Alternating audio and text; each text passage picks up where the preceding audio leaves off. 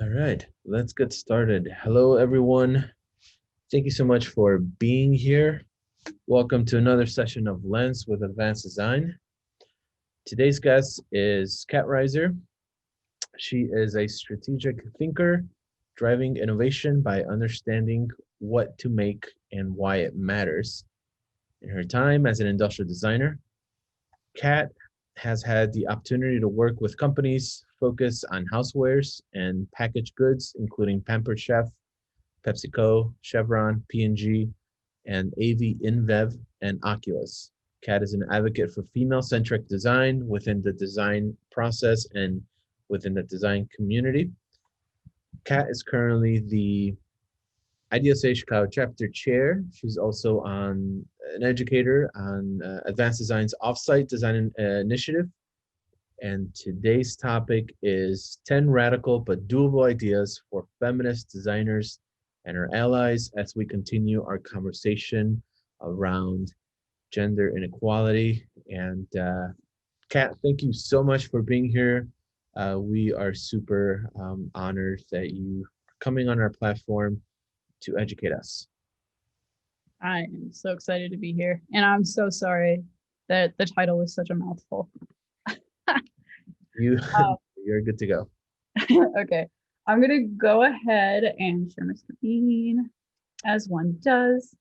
And as you are uh, sharing your screen for those who are tuning in, thank you so much for being here. Please send questions so that we can integrate it in our Q&A conversation. So Kat, you have the floor. All right. So, yes, thank you again, Hector, and all of Advanced Design for setting me loose on everyone, involving as many different types of people in the design process as feasibly possible is so, so important. And I'm really glad that the online industrial design world is like really grappling with it. In case you're not aware of what I'm talking about, a week ago, people got all up in arms about an Instagram post.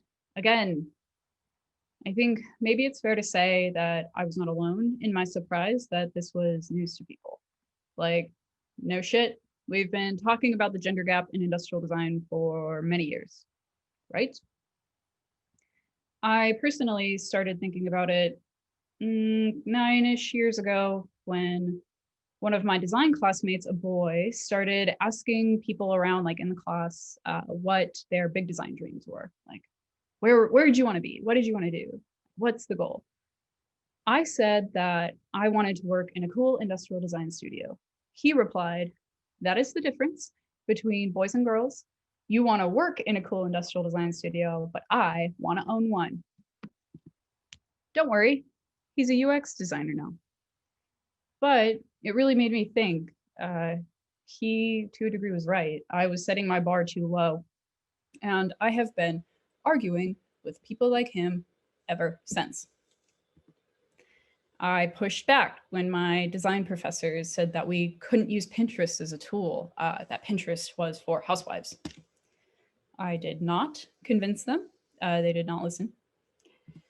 When a challenge page started reposting concepts for High Heel Week, I only saw men's work getting amplified, which I was skeptical of since I made the assumption that most of them didn't wear high heels. I reached out to the challenge page, and what they said to me was that their audience was mostly male, so it didn't really matter to them. They didn't care.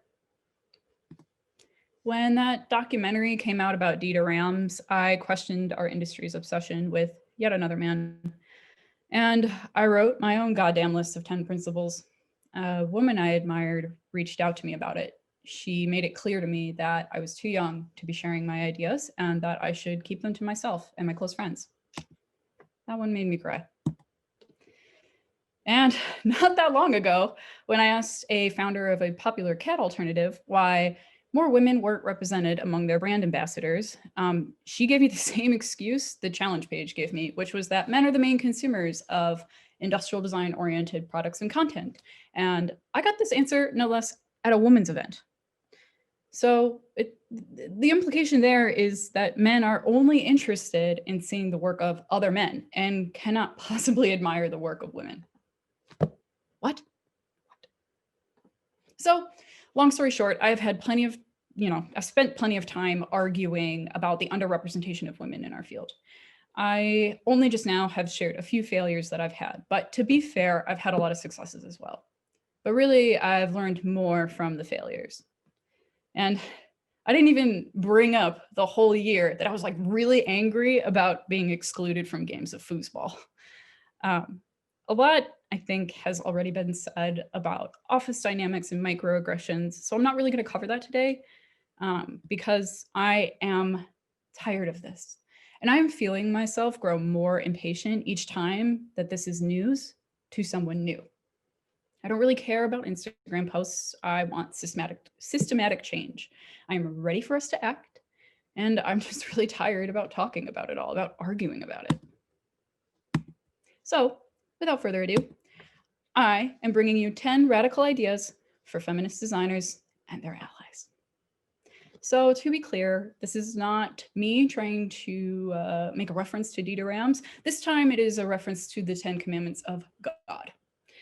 There is no singular female perspective. So what I'm about to say to you will not represent the views of all women, and I want you to keep that in mind. One of the other sticky things here is that we are in mixed company. Some of these calls to action are more for certain people than others, so I built you a little key. I have ideas for boys, and I have ideas for everybody else. I also have some just general good ideas for all of us. So let's get into it, shall we? Number 1, don't attend or donate money to or time to a university where women aren't teaching. Explicitly state why you aren't. Don't wait for them to ask, just tell them why. Use your prestige as an alumni or a donor to push them to hire more women. Now, fellow women, this is especially tricky because maybe your alma mater doesn't have any women on staff and those young designers still need women to look up to.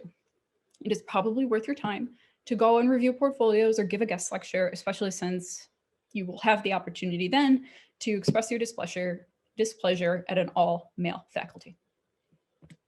2, connect with women you admire. Women kind of naturally do this, so this one is for the boys. Find a woman in design that you admire. Like, think beyond the obvious, already lauded examples. Don't pick me. Like, I'm flattered, but be more creative than that. Maybe find an introvert. Buy her coffee. Oh, is she too busy? Respect her full schedule and put in the time to connect with somebody else. Make a genuine connection. Pick a woman who you wouldn't mind being, like you want her job someday. Or, let's admit it, there aren't enough lady leaders out in the world, so if you're a director or some higher up or whatever, maybe pick someone that you'd want to work with. Ugh. Becoming genuine design friends is the most important part. We amplify the same few female voices over and over, and I am tasking all of you to find the ones who aren't speaking up as much and connect with them. Because, building off of that, now when someone, say a student, reaches out to you for advice, you can connect her to that other lady. You may not have a fancy platform or tons of followers where you can like give women to speak, but connecting women to one another is a really powerful way to help. If you do it enough, maybe we will let you come to our cool parties when our success finally eclipses yours. A note on phrasing here. Avoid saying, hey, you should meet X. She's a woman like you. Not all women are interested in talking about being women. So you're going to want to frame it more like, I'd love to introduce you to X. I think you may hit it off. It is a small but important distinction. It just avoids the stickiness of 1, assuming both parties' gender identities, and 2, assuming that they want to meet because all women are the same and should know each other. That is not what I am implying here. 4, don't normalize long, irregular hours. This is a problem for industrial design culture. It starts in your sophomore studio and is pervasive throughout the rest of your fucking career. Don't expect unattainable hour commitments from anyone. So don't accept clients or projects with unrealistic deadlines for your staff. And stand up for each other, whether or not you're a manager. Who does a 60-hour work week really benefit? Are you actually getting good work out of overtired employees, or are you missing the diversity in, I don't know, mother could bring to your team? Like, not specifically your mother, but like a designer who happens to also be a mom. Always ask for more. Ladies, ask for more money, ask for more PTO, more responsibility, whatever floats your boat. You won't get more if you never ask. I was not tapped on the shoulder for most of the opportunities I've had, including speaking to you here today. I asked. You have to put yourself out there. Men are socialized to be less risk adverse, so they ask, they push, they post, they reach out, and they just take social risks more than women. It's hard for me to argue that they should stop. I personally am a maximalist, and I want design to be valued higher for everyone overall. So I really just want to see more out of different people now. Organize, show up. I don't care how uncool IDSA is. I don't care that you've seen one too many webinar ads in your feed. There are people like you who support you and are desperately trying to connect with you. So show up, meet those people, volunteer time to their causes, to any causes that like overlap with your values. Skip this week's design challenge. Networking will get you farther every single time. I'm willing to cede that in our current, online only moment, obligatory pandemic reference, Instagram culture is like becoming a form of networking. I personally am skeptical and know that there is more out there. The internet is not an accurate representation of the field of industrial design. Your Instagram is not an accurate representation. Neither is your Discord, your YouTubes, etc. I have 2 teammates on my industrial design team at work, and neither of them knew that this was happening. I brought it to their attention. It may seem all-consuming when you're in it, but it's not even close. There are lots of designers out there who remain unaware. So say no to work that you cannot do. Don't accept clients whose needs you cannot meet. So if you don't have a woman on staff, I don't know, don't take the tampon project, duh. Hire more women if you need to solve this problem. I could argue that you need women on any and every project that you do. A blend of perspectives will create the best outcomes. And hiring the same types of people is so boring. Everyone will just agree in critiques. Where is the growth supposed to come from? If you don't know where to start, I know some talented women I can recommend. If you want to keep your team dude heavy, fine. But then don't take on projects that you aren't suited to address. You are taking work from women. I want you for a moment to speak directly to my fellow white women. If anyone benefits from being the only girl on the team, it is us. Because of our whiteness, we carry a lower risk when speaking out, and we must use that to everyone's advantage. We cannot stand silently when designers of color are made to feel unheard or unimportant. Talk about money. Yes, really. Admit what you're making. Maybe that gal sitting next to you isn't making as much. The secretive nature of pay only benefits those at the top. If you make a real effort to connect with me, I will tell you my salary. I encourage you to ask the people around you what they are making and offer your number in exchange. It will never not be interesting. And the more you know, the better you can negotiate and understand how truly valuable you can be, how valuable design can be. Avoid engaging directly with haters. It's hard to win when the enemy has more power. Seek your own power through building each other up rather than tearing down.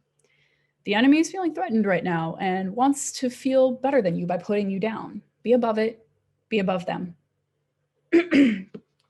Spend time working on yourself. I have heard from even women, we just don't hire as many women because the talent pool doesn't have enough talented women. This sucks and isn't. But what I want you to focus on is being ready with some amazing work to counter that argument. If they can do it, you can do it. Publishers. If you you don't have to have like a special section about women. You can just highlight their work alongside all the boys in your normal channel.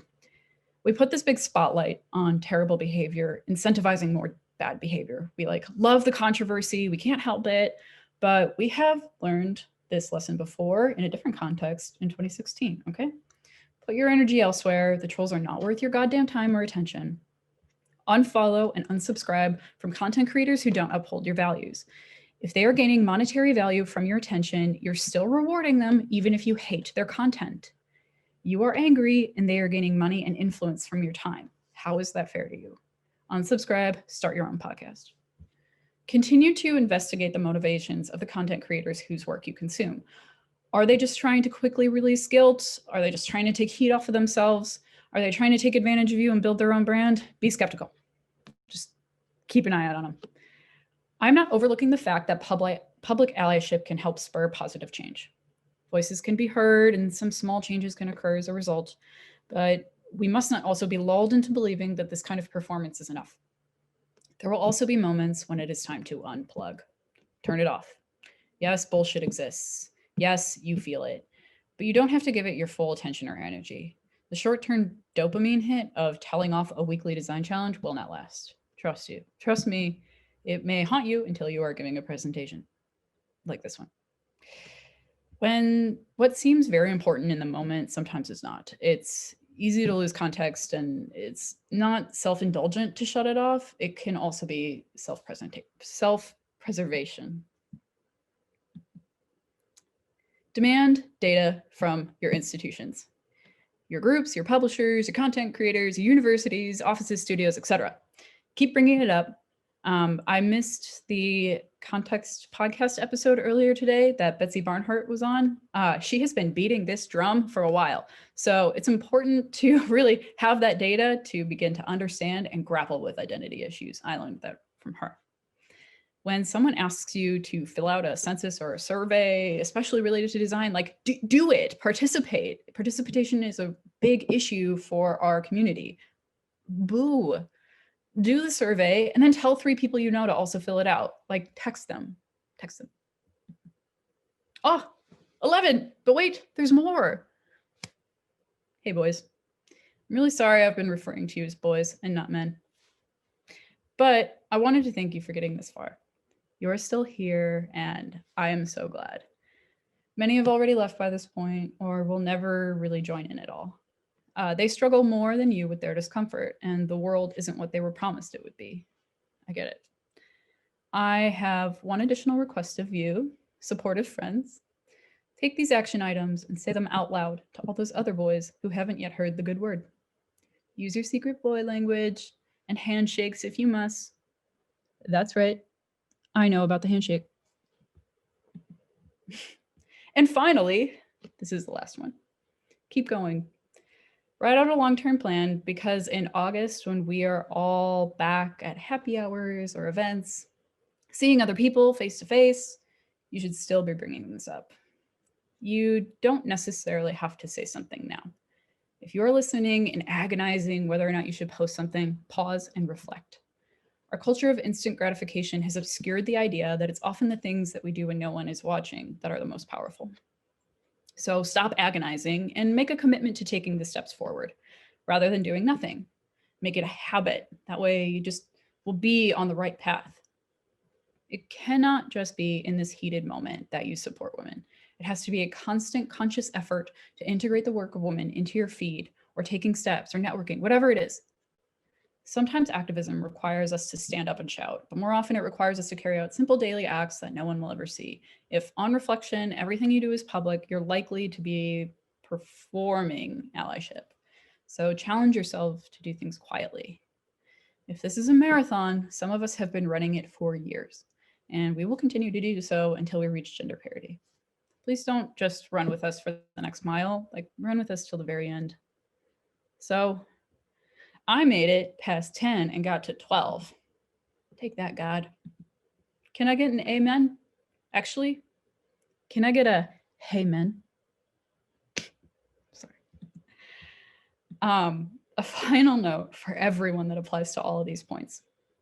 One of our design superpowers is the critique, the ability to give and take criticism. We don't lose our shit when our ideas are challenged. Like in the design context, we move forward.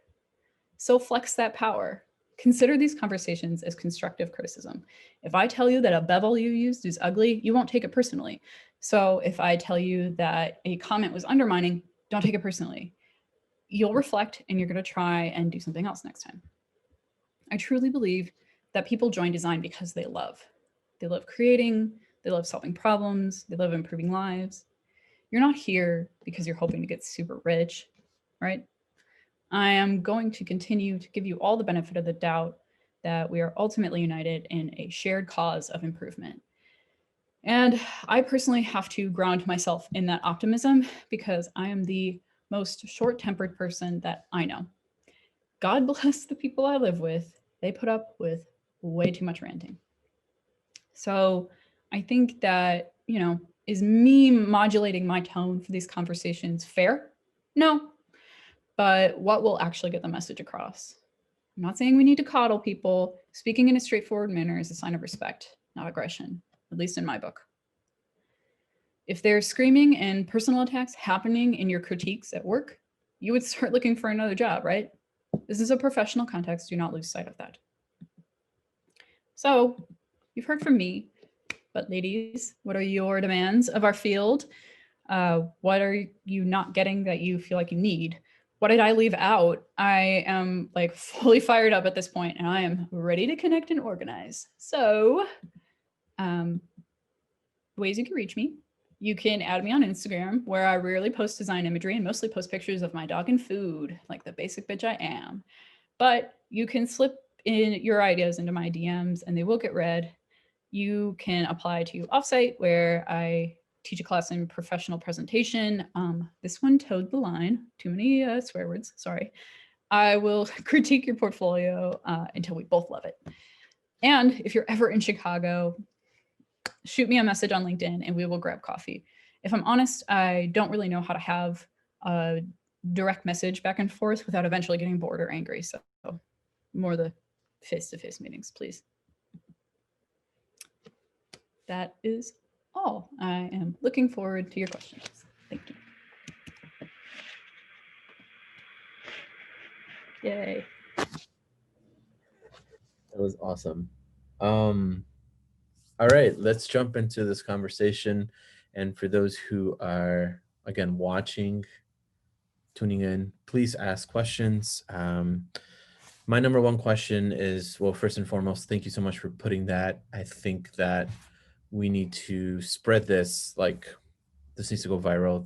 Those are amazing kind of commandments that you put together. But my burning question as you were talking about all this is, why are guys, why do they feel so threatened? Why, from the things that happened this weekend, there was so much pushback. I wasn't surprised either, like you were saying. What I was surprised is how much threat they felt, and insecurities. What the hell's going on? What are they scared of? And that's my biggest question, that I want to ask all the guys who are in positions of power, who run design studios, or for those who are commenting on the Yanko comments. What are you feeling? And I think that's what makes me really angry. Yeah, I mean, I can't directly speak to that. I can only speculate because I'm not man. I I think that just like broadly, like we think about what's going on in society right now and like cultural shifts overall. One of the things that's shifting is like where you perceive your status to be among groups of people. And we've been kind of using like race, age, gender to like self-sort into kind of these places of like status versus low status, high status. And like we all know that that's unfair and full of shit. But when you feel like maybe that status is being challenged, the ground underneath your feet starts to shake and you feel insecure and then you lash out.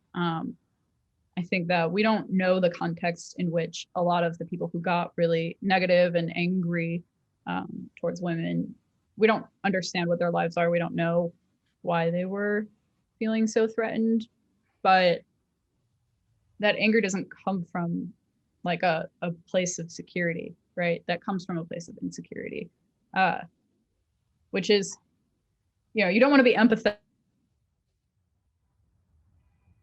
right? They're trying to hurt you, like, but I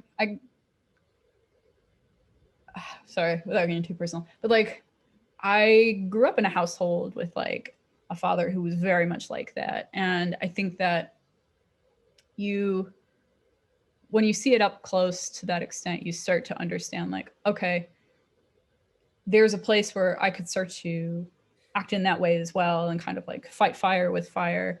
And I get that. I understand that impulse and have done that before. I think that it just becomes less productive overall when we start to go down those roads. Like, yeah, I don't know. Yeah, I when everything went down this weekend, I actually invited you to review a Google slide presentation that I put together around design bros, around the toxic culture of these design bros, um, that kind of create this fraternity in design, and they stick together and etc. And that was my way of taking everything that I was feeling and putting it into a document that I wanted to release on Instagram. And then I had you review it, had other people review it, and then you quickly pretty much said, hey, look, what you're saying here is really personal. Like, it's, instead of using this energy to kind of make it so that I'm able to help people and kind of educate people on what's happening and use my energy in another way. Um, so that was kind of my way of kind of dealing with these frustrations, because they exist. I think here in the chat, Christy Bartlett, she said it's white people, white fragility, male fragility. Is that the right way of writing analogies? And yeah, I think there is a really big problem. Um, I want to do whatever I can to help in any way possible, but I also understand that I need to also sit back and listen. Um, and so I'm happy that you and I have a really good relationship, that you were able to say, hey, I need to speak, let's go, and we're ready and we're there for you. And I think that's what your commandments kind of remind me of. You listen, take action, and it's not about us. It's not about us. It's about supporting others. So here's a really good question that came through the chat. How do you differentiate situations between someone who's just a hater and moments where you can make a tangible difference by speaking your truth? I often struggle telling the difference as a socially awkward designer and would want to know your thoughts, how you make those choices. I totally feel that. I think uh, one of the big things is, and I come down very hard, I think, on Instagram culture in general, because the online nature of things, depending on who you are, you start to separate your online presence from your like real professional self, like practicing in person. Um, and that's when things start to get icky and dangerous, is when you feel emboldened to speak and it's not going to have any ramifications on you. You're stuck behind a screen name. You're very disassociated from your actions online. I think that the people who do it best uh, are like, using their real names, and they're like putting criticisms forward as themselves. So if you're um, faced with a sort of like attack or a comment that's really uh, negative, whatever, something that is offending you, I think that if it's happening online, it's worth ignoring. Just it kind of depends on the situation, but it's not the same as like in an office, like somebody that you respect and work with and have to deal with every day. Like them saying something, that's where now you have an invested interest in correcting the behavior or calling out the behavior, because you have to see that person every day for the rest of eternity, or not the rest of eternity, you're working until you die. But you know what I mean? The online stuff though, that person probably won't follow you around. You probably won't speak with them again. Like, I think that giving some anonymous person like your full attention and energy, that's where it starts to like draw the line for me. Is like, that's just a hater. Like, that's just somebody don't know. I don't know them. I don't care about them. Like, you got to kind of figure it out for yourself a bit too. You can also tell when you have these conversations, and I've had a lot of these conversations. Like Hector talked about, I gave him some feedback recently about something he put together, and he didn't take it like defensively. It wasn't like, oh, well, now I'm definitely going to do this. Like, fuck it. Like, that has happened. Like, I have given other people feedback, and it was taken defensively. And you can start to, as you have these conversations, start to see like where people live, who supports you, who doesn't, kind of who's in it for themselves, who's in it for everyone, who's a community builder, etc. And I think that's something that a lot of the more like women-centric networking events are resulting in, is now we also have this like network of people being like, oh yeah, so and so, and so keep that in mind, is like, we do talk about you if you do some shit. But yeah, that's a long-winded way of answering that. Yeah, I mean, that's kind of to piggyback off of that answer. Lindsay here posted in the chat. It's also very difficult because I know some of the worst interactions with men in ID have happened with people that aren't on social media. Like you said, someone that you work with, and it really ruins that environment. So it's kind of very frustrating in that way as well. Here is a question from Katerina, and the question is, how do you balance your passion and sometimes anger for women in design with an exception of professionalism? I'm sorry, with an expectation of professionalism. She doesn't want to alienate the men she works with from the cause, but also she needs them to understand how serious this is.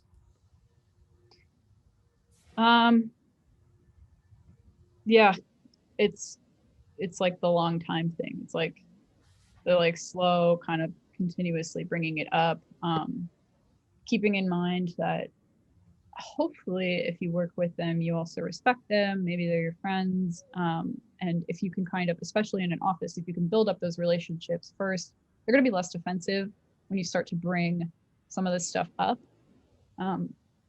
Generally, if you like, okay, broadening it out to like the whole world moment that we're in right now, especially in the US, the past 4 years, there's been a lot of thought done around how to kind of change people's opinions, right? Wear a mask, don't wear a mask, whatever. Like that kind of stuff. I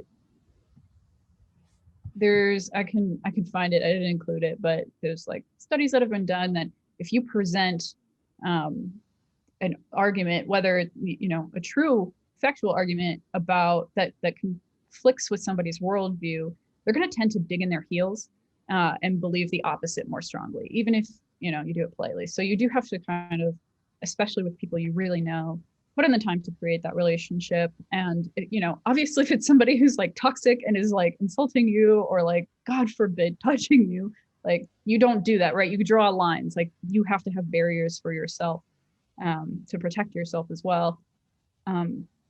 But I think that there is a sense right now that you should be able to say your truth and speak it as loud as you can. And if they don't agree with you, like, fuck them, you shouldn't be working in that office anyway.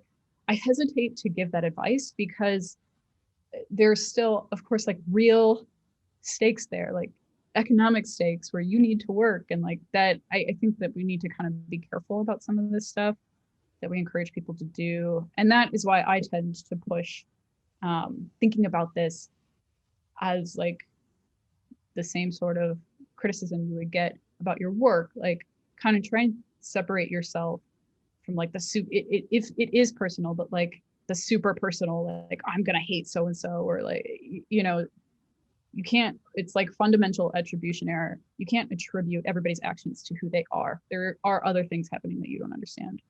So getting to that level where you really understand people really help you refine your arguments.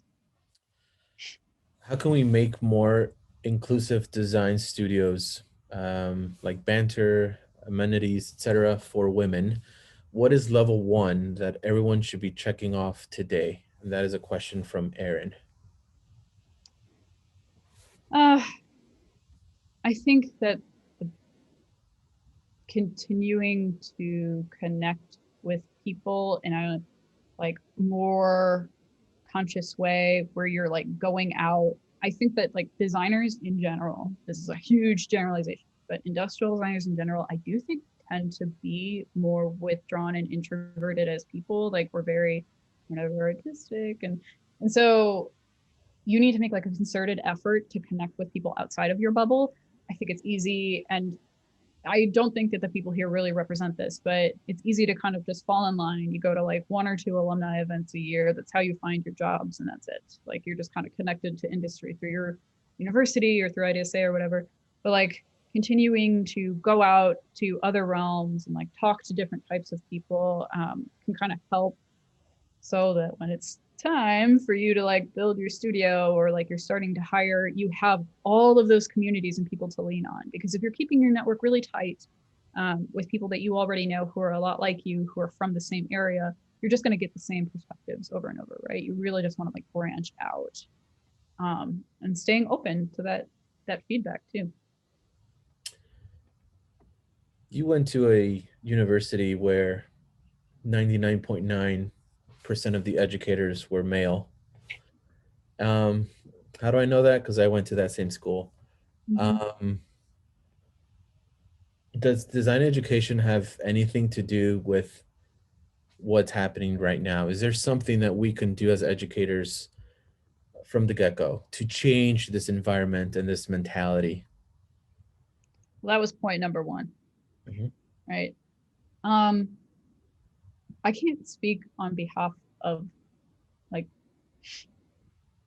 professors. I think that I'm really sad that I missed the conversation you had with Betsy. But if you guys aren't following her already, like Betsy Barnhart has started putting out a lot of good information about this on Instagram. I would definitely look her up. Um, I do think that the professors I know who are women um, make a conscious effort to stay more connected to industry. It's almost easier to find them because they are more like in my mind they are more connected, and you can kind of seek them out and talk to them. Another great person to follow would be Raja. Find her as well. Yeah, I think it's tough. I think that the big drop right now is between graduation and job one. And I know people like Hector are like really trying to bridge that gap with this webinar series and with Offsite. Of course, I'm biased, I am a part of it, but I really do see it working. Our first cohort was mixed. It wasn't perfect, but it was more mixed, and we did have a lot of different perspectives. And part of that is because of like the larger network it gave the students, and that's one of Hector's superpowers, connecting people. Okay, well, thank you. That answers that question. Annie wants to know, she would like to ask male designers when starting this conversation about non-inclusive work environments, do these kinds of conversations change when a female designer walks into the room? If so, why? Actually, I've seen that in the Discord, and other Discords where, a woman comes into the conversation or comments, and you can totally see the kind of change of attitude and kind of change of subject because, this person came in. I don't really have a solution for that one. I think that one of the things that frustrates me and has been frustrating me almost my whole life is this perception of like women is less fun and less funny. Like I would love to be the class clown, but I didn't get to play that role in high school. I played the like angry feminist role where I was yelling at the trolls in my class, like no. But and then when I made a throwaway reference to it, but the year I was angry about foosball, I was mad because the office got a foosball table. I was one of the people who was playing it a lot, and then all of a sudden some other guy decided he was the new fourth, and then the other three guys were like, yeah, he's the fourth now, and I did not get to play anymore. I think for women, what I would say is like encouraging you to like keep being yourself and not like forcing yourself into any sort of restrictive gender role where you're less fun, you're less funny, like, because a lot of the stuff that you bring up, Hector, a lot of those conversations, they're broy, they have like a jokey tone, and then like a woman enters the room and they become more serious. So I'm not saying it's us, I'm not like placing blame anywhere, but just like continuing to be open to the idea that like anybody can fill any sort of role in a culture.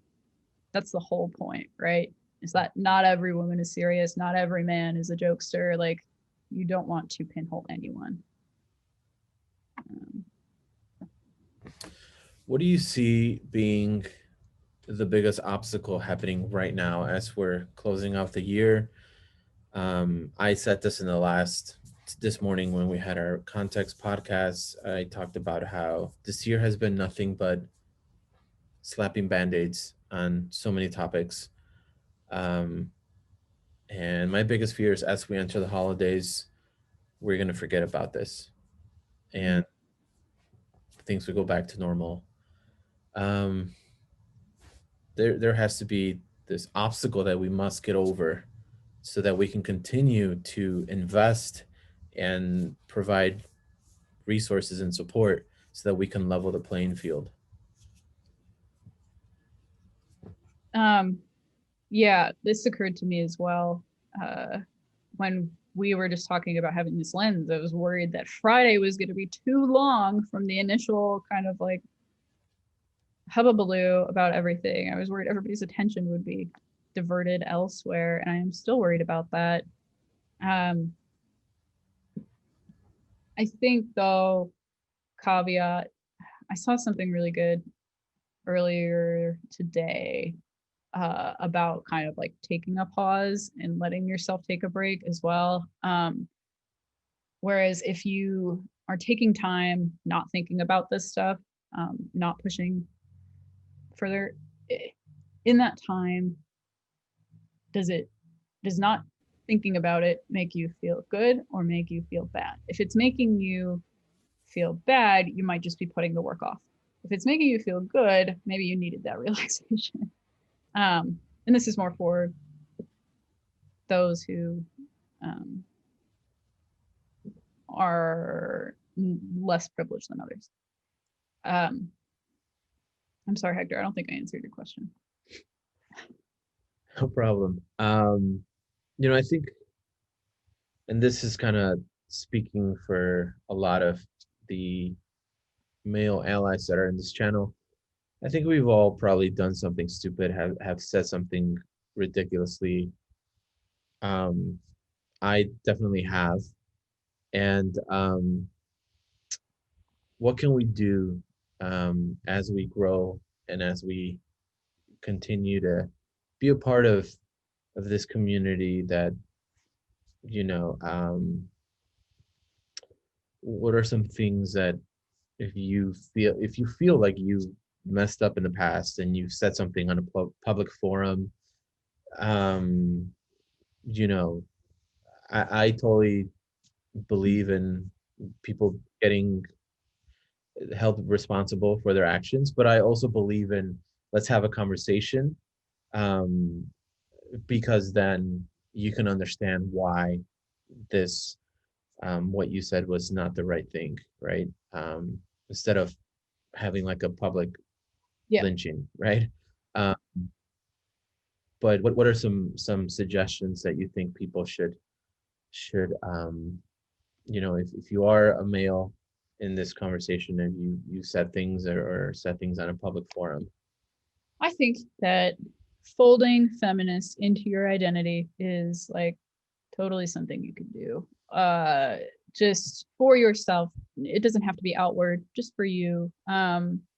Like go ahead and like make it part of who you are. If you really do care, then it might already be part of who you are.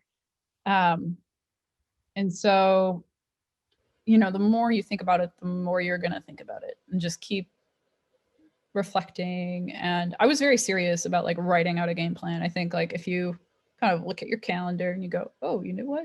I have to make sure I do this on this day.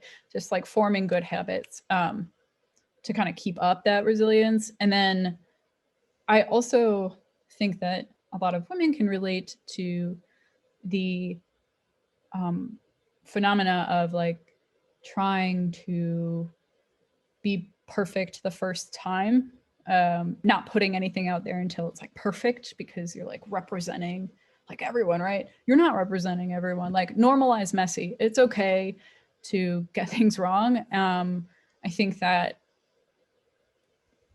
as long as you make a conscious effort to move forward, like anything that can be forgiven. If you do something horrible though, like go to jail horrible, you may not be forgiven. Don't do that kind of stuff. But that's not who I really don't think that's like not what anybody here is going to be like. So I will say that. I do think that we like sometimes lose perspective that this is like a context that is like a professional context. We're not talking about like just more serious like issues like disparity in housing and like lower down Maslow's hierarchy. We're like way up at self-actualization. So keep your eye on the privilege of all of that. Just keep thinking about these things. Just don't let it slide. Write it down. Put a calendar reminder. Consider feminism day. Read article. Yeah, whatever it is. Yeah, Christy here in the chat says, I think people who come forward and apologize for past mistakes don't get a public shaming. That only happens to people who minimize their mistakes.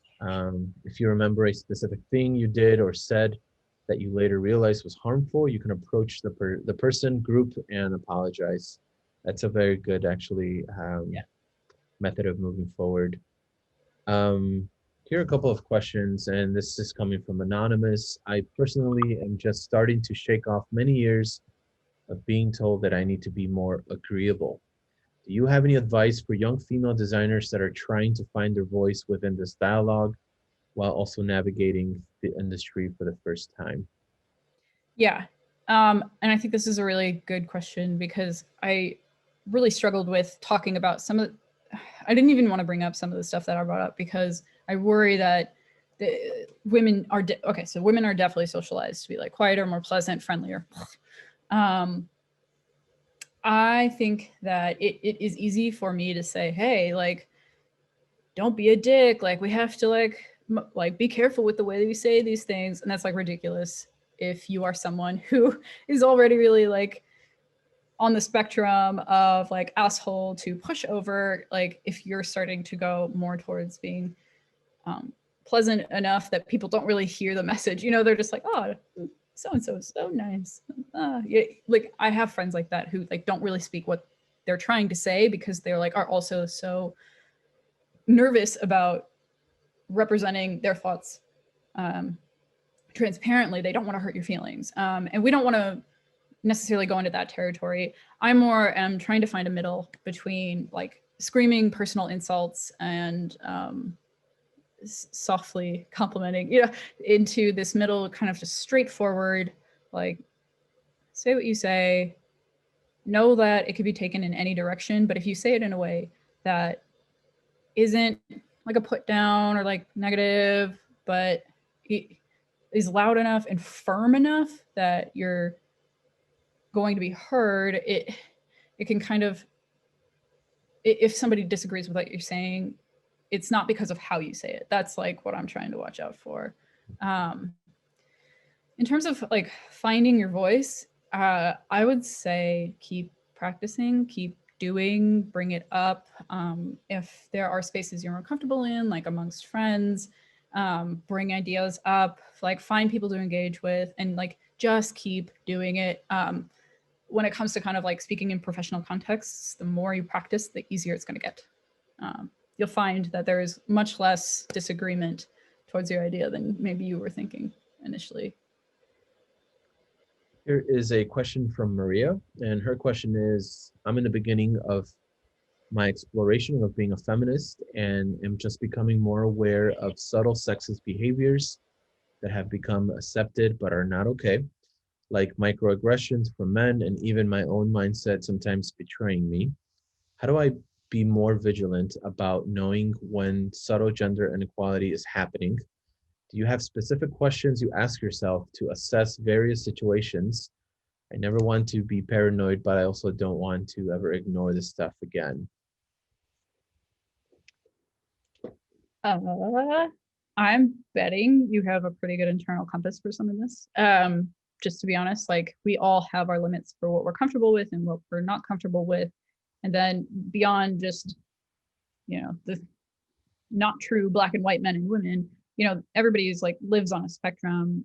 And there is like attitudes and dispositions and stuff that are like thrown onto men and thrown onto women, and you're going to have a little bit of both all over the place. You're going to be comfortable with certain things and uncomfortable with certain things. I mean, like lipstick feminism is a thing, right? There are lots of different ways to express being a woman, and so you're going to be the one who at the end decides what you're comfortable like hearing and giving and like putting out there as well. I think that if you hear something or you something is said and you realize after the fact that you were like not okay with how the situation went down, you're still like allowed to bring it up later. I think if you're starting to feel like maybe everything is sexism, might be a time to unplug. Again, that's more my take. Like I am truly trying to believe the best in everyone. And if you're starting to see the worst in everyone, then it might be worth it to kind of step away, decompress, and have some more one-on-one conversations and just reconnecting with people in a good way. We can start to kind of wrap up this conversation. Have a really good kind of comment here from Becca. And her comment is, maybe one way to be a good ally or advocate is to pick up the burden and push initiatives forward for a period of time to allow those championing a cause to take a bit of a break with confidence that momentum won't be lost. Yeah. That's essentially one of your last kind of commandments, is continue fighting, because there's people that are already doing that now, have been doing for years. This isn't new. This everything that's happening didn't happen this weekend. It's been something that's been going on for many, many years.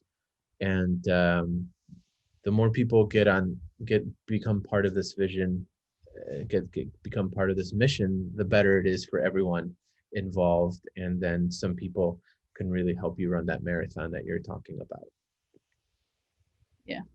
I can't wait for like 20 years down the road when like, I don't know, everybody's living in like the Google zone or whatever, and this comes up again. And we'll be like, oh, we've dealt with all of this, and here is our advice, young ones. Where are all those people right now? They're not on Instagram. I'll have to get my VCR out and retrieve this video that we're having. Oh my God. Any last remarks as we're closing down this Lens Talk? No, yeah, definitely. I am open for conversations. I will be kind of checking out of the world over the next few weeks, enjoying the family and friends that I can see. I would encourage you guys to do the same, and know that I am like so thankful that you are here. That's good. You can feel good about that. There's been a lot of feeling bad. Let's feel good right now. Well, thank you so much, Kat. We really appreciate your insights, and that wonderful self-presentation was fantastic. Thank you so much for putting that together. For those who watched and for those who asked questions, thank you so much. This is being recorded. We'll publish this on YouTube for those who reference it later. Have a good Friday, and we will see everyone very soon. So, Kat, thank you so much. Thank you. Take care, everyone.